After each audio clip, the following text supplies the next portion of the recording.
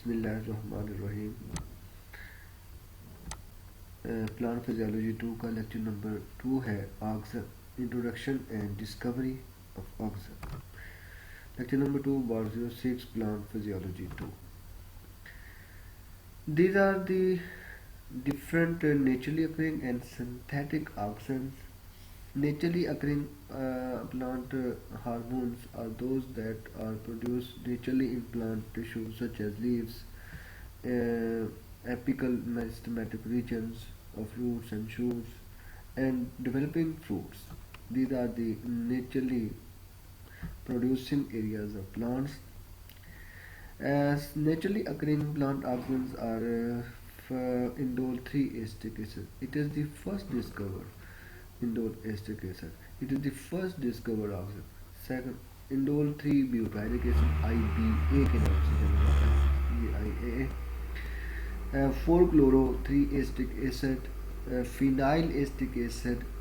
These are some nature occurring oxygens.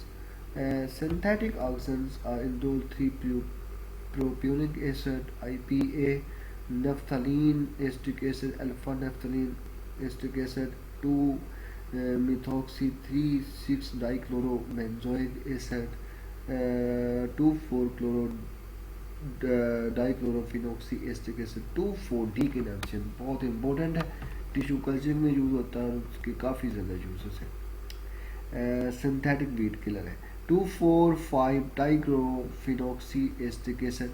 These are some of the synthetic oxygen. These are man-made, artificially made, factory-made synthetic oxygen. They are used for evoke of for the provoke of different plant functions. जैसा कि आप जानते हैं कि plant जो tissues में oxygen produce करता है या कोई भी हार्मोन प्रोड्यूस करता है, they are very low concentration. They are very in a low concentration.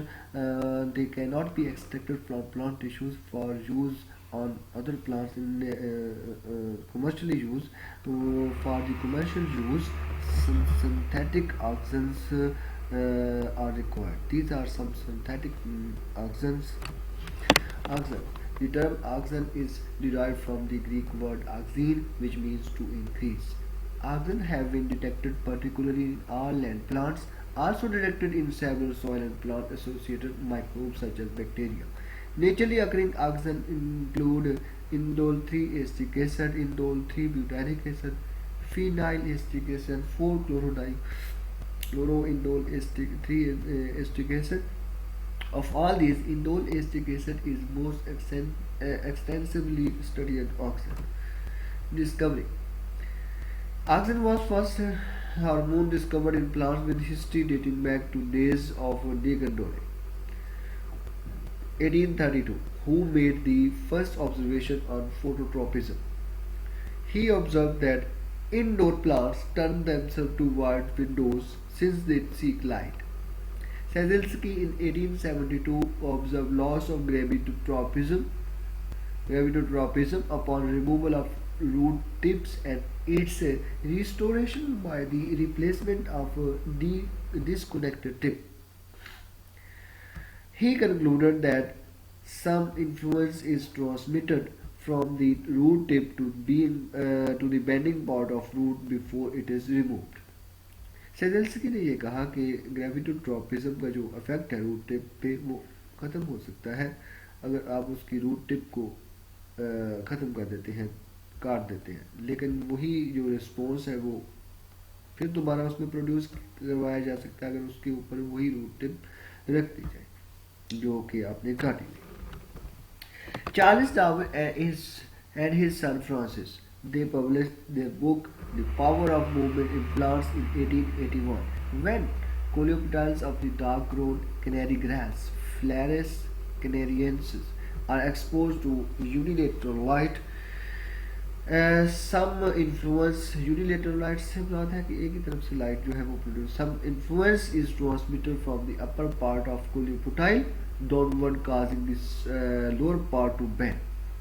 तो इस तरीके से जो है वो बेंड हो जाएगा लाइट की तरफ जो जिस सिंबल से लाइट आ रही है.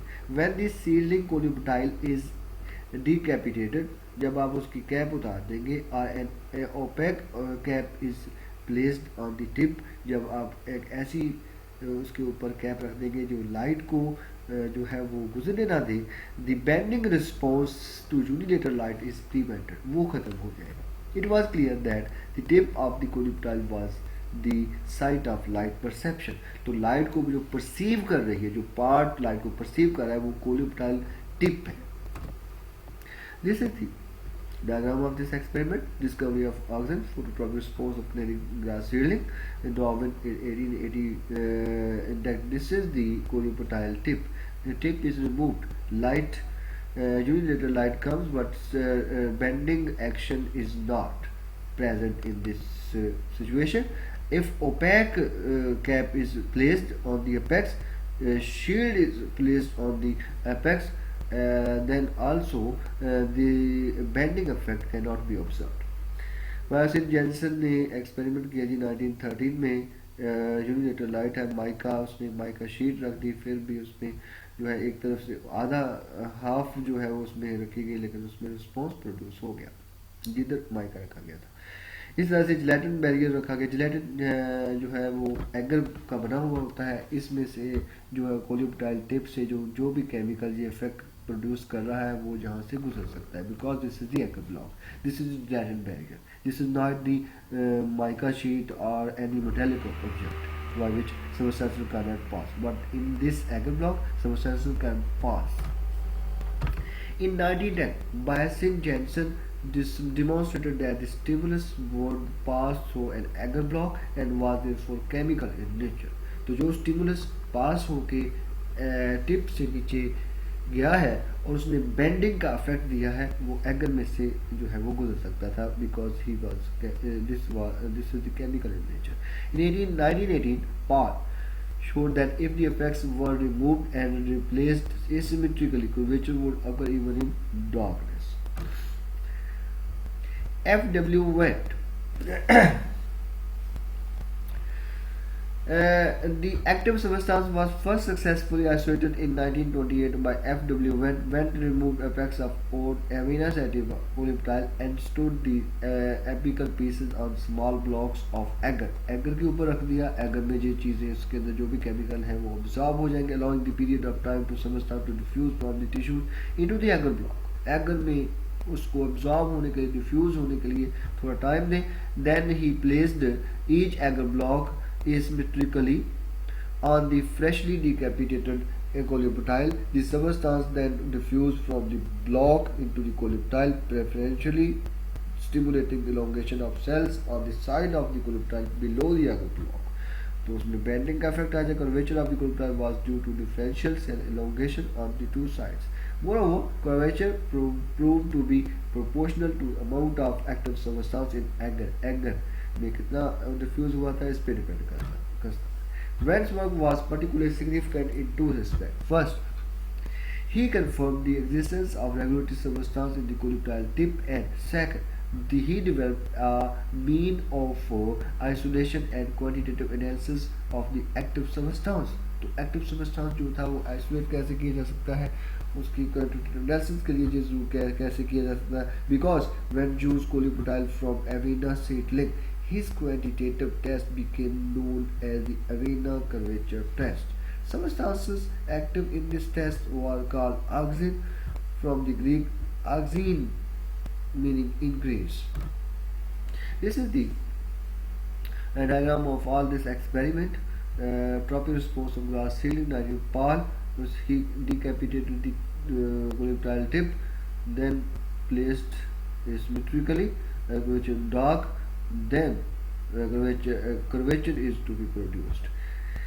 When he decapitated the root tip, coleoptile tip, and placed an agar block, allowing some time to diffuse the substance in this from this tip. Then he again placed this agar block only. Then curvature occurred. Effect was cleared because substance diffused into the agar block. Thank you.